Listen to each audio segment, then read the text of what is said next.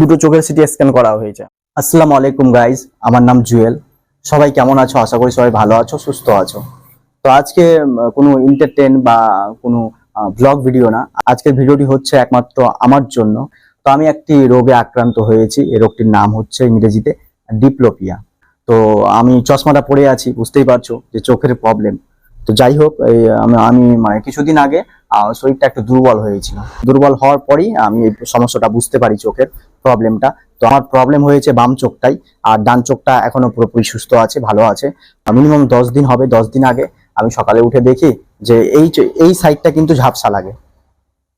প্রথমত এই সাইডটা ঝাপসা লাগছিল, কিন্তু সামনের দিকটা একদম ফ্রেশ, সামনের দিকটা একদম ঠিক ছিল। কিন্তু যখনই দিনটা মানে পুরো দিনটা যখন কেটে যায়, তখন আস্তে আস্তে এই সাইডটা, এইটুকু মানে এই চোখটা ফ্রেশ হয়ে গেল।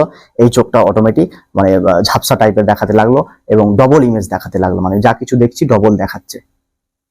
তখন আমি তো চমকে গেছি যে হঠাৎ কি হয়ে গেল। এবারে কি করলাম, তারপরের দিন ডাক্তারকে আমি দেখাতে গেলাম। চক্ষু পরীক্ষার বিশেষজ্ঞ ডাক্তার, যে ভালো ডাক্তার আছে চক্ষুর বিশেষজ্ঞ, তাকে একটা ভালো মানে তাকে দেখালে ভালো হয়, বেটার হয় আমার পক্ষে। যাই এবং আমি সবকিছু বলি, বলার পর সে আমাকে ড্রপ দিয়ে চোখে কিছুক্ষণ শুয়ে রাখলো। শুয়ে রাখার পর আমাকে বলছে যে চোখের সিটি স্ক্যান করতে হবে। তো চোখের সিটি স্ক্যানটা করতে হবে। তো চোখের সিটি স্ক্যানটা করেছি আমি গাইস, তোমাদেরকে একটু দেখাবো। এই দেখো, তো দুটো চোখের সিটি স্ক্যান করা হয়েছে আমার, দুটো চোখের সিটি স্ক্যান করা হয়েছে। তো এটা বললো যে তোমার চোখে নাকি সাদা একটা দাগ পড়েছে, এইটাতে কম আছে, যার কারণে এটা ভালো আছে, আর এটাতে বেশি হয়ে গেছে, তাই ওই রকম দেখাচ্ছে, ডবল ইমেজ দেখাচ্ছে। তো যাই হোক গাইস, আমি এটা দেখানোর পর তারপর আমাকে ড্রপ দিল, আর আমাকে এই চশমাটা দিয়েছে। তো এই চশমাটা ইউজ করছি বিগত আজকে 10 দিন হয়ে গেল।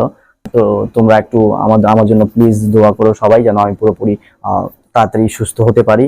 প্লিজ সবাই আমার জন্য একটু দোয়া করো, যেন আমি তাড়াতাড়ি পুরোপুরি সুস্থ হয়ে যাই। তো এই হচ্ছে আজকের ভিডিও। আবার দেখা হবে নেক্সট পরবর্তী কোনো ভিডিওতে। ততক্ষণ সবাই ভালো থাকবেন, সুস্থ থাকবেন। আসসালামু আলাইকুম।